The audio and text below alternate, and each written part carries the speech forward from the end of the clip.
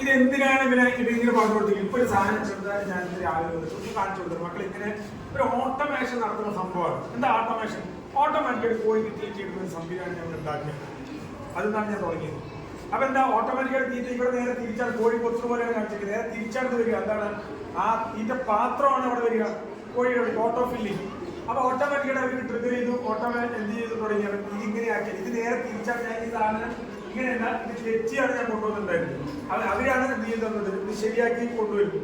ഇങ്ങനത്തെ പർപ്പസ് ഈ സാധനങ്ങളൊക്കെ പോയി ഇത് ഒരു 10 സാധനം ഉണ്ടെങ്കിൽ നമ്മൾ എന്ത് ചെയ്യാൻ പറ്റും? ഒരു റോബോട്ട് ഡെവലപ്പ് ചെയ്യാൻ പറ്റും. കാരണം അത് ഇവനെ യൂസ് കൊണ്ടുപോകും.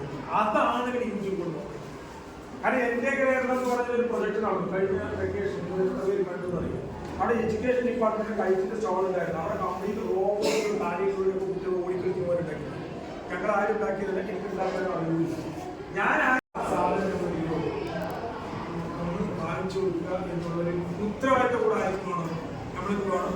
അല്ലെങ്കിൽ എന്താ വെച്ചാൽ ഇവരുടെ ട്രാക്ക് കംപ്ലീറ്റ് ഈ മൊബൈൽ അഡിക്ഷൻ എന്നുള്ള താല്പര്യത്തിൽ പോകും. അങ്ങനത്തെ കാര്യങ്ങൾ മാറ്റാനായിട്ട് നമ്മൾ ഓരോരുത്തരും ശ്രമിക്കണം. ഇന്നാണ് ഞാൻ വന്നിട്ട് ആമിനോ ബോർഡാന്ന് പറയുന്നത്. മൈക്രോ കൺട്രോൾ പറഞ്ഞാൽ എന്താണെന്ന് പറയുന്നത്. ഇതിന് ഫുൾ വർക്കായ കാര്യമില്ല. എനിക്കറിയാം, ഞാൻ കെമിസ്ട്രി പഠിപ്പിക്കുന്ന ഭാഷ, കെമിസ്ട്രി പഠിപ്പിക്കുന്ന ആൾ കൈറ്റിലേക്ക് പോയി എന്നുള്ളതേ ഉള്ളൂ. അപ്പൊ കൈറ്റിന്റെ വർക്കുകളായിട്ട് കുറെ